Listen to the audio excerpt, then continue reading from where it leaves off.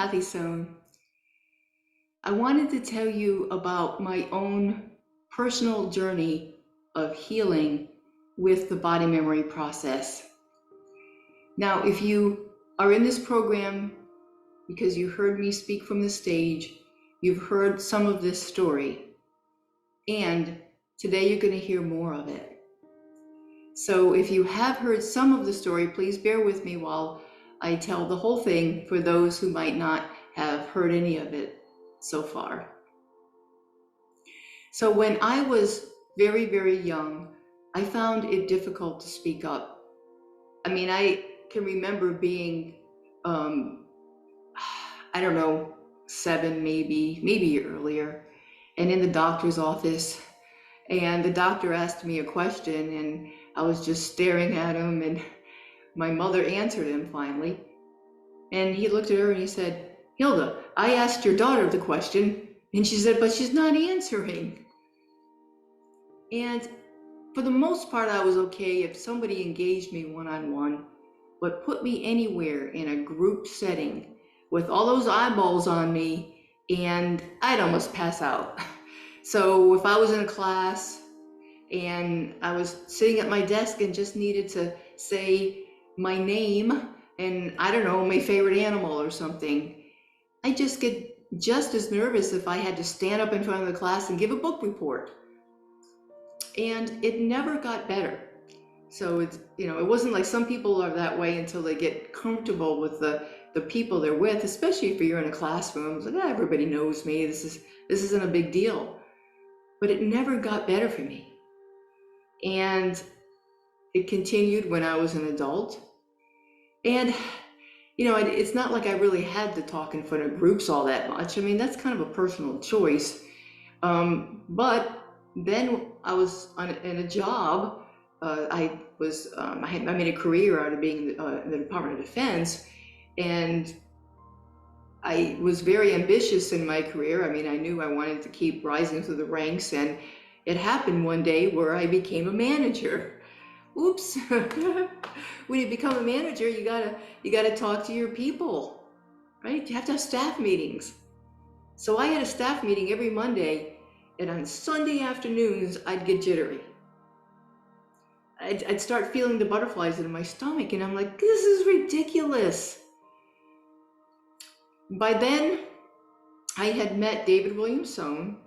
He had become my husband. And I think that maybe before then, I don't remember exactly when I started really learning the work and started doing the work on myself, but somewhere along in there, and it was in the time period where I was in the management job, I did the work to just dive deeply into, what was going on for me when I was very, very young that was traumatizing, and what were the beliefs that I created. Well, I'm not going to go into all of them, but I am going to tell you one that is pretty astounding and interesting, and was the absolute key to my incredible nervousness. And that was the result of my being born at 6 months gestation. So I had a birth mother who was highly upset. I think that the womb environment for me was probably very toxic. I don't know the circumstances around her family. She might have been, I'm thinking she was very, very young, probably not married, maybe was raged at about what she had gotten herself into. And whatever was going on, she became so distraught that right around the point where I was about 6 months gestation, she tried to do a home abortion. And I know, it involved a knife. I mean, it was something that my adoptive mother knew a little bit about, because I was adopted through a Catholic adoption, and there's everything was kind of hush-hush, records being sealed and whatnot. And so it was just traumatic. and that I wasn't welcomed into the world by by a mother or a father who really wanted me. And I ended up in an incubator because I was so tiny.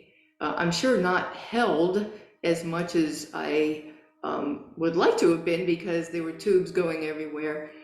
And I was peered at a lot through a glass partition by the medical team. And through doing the work, working with David, we figured that it's highly likely that the people who were looking at me didn't really believe that I was going to make it. It was 1961, and I was under 2.5 pounds when I was born.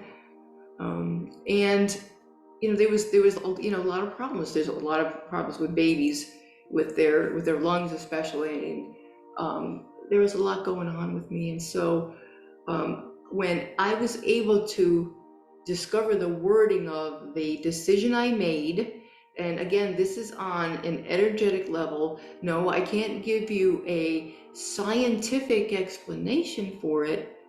I can tell you that David worked with clients for over 30 years, and there's, absolutely, because of the evidence of their lives and their experience, something goes on even before language, but then language can be put to that energy, whatever that decision was, later on, when language comes about. And what we figured that I had decided is they watch me to see when I am going to die. And when you think about it, when you're on stage, you're in front of the classroom, there's all these eyeballs on you, and you're really, really nervous, because they're all watching you. Dying, in that sense, is, I don't know, forgetting what you had to say, stumbling over your words, looking really nervous, and whatever that I was afraid of, and that was absolutely connected to what was going on for me in those very early years, because I did that prescribed process that David created, and that you're going to learn about. And it worked like magic.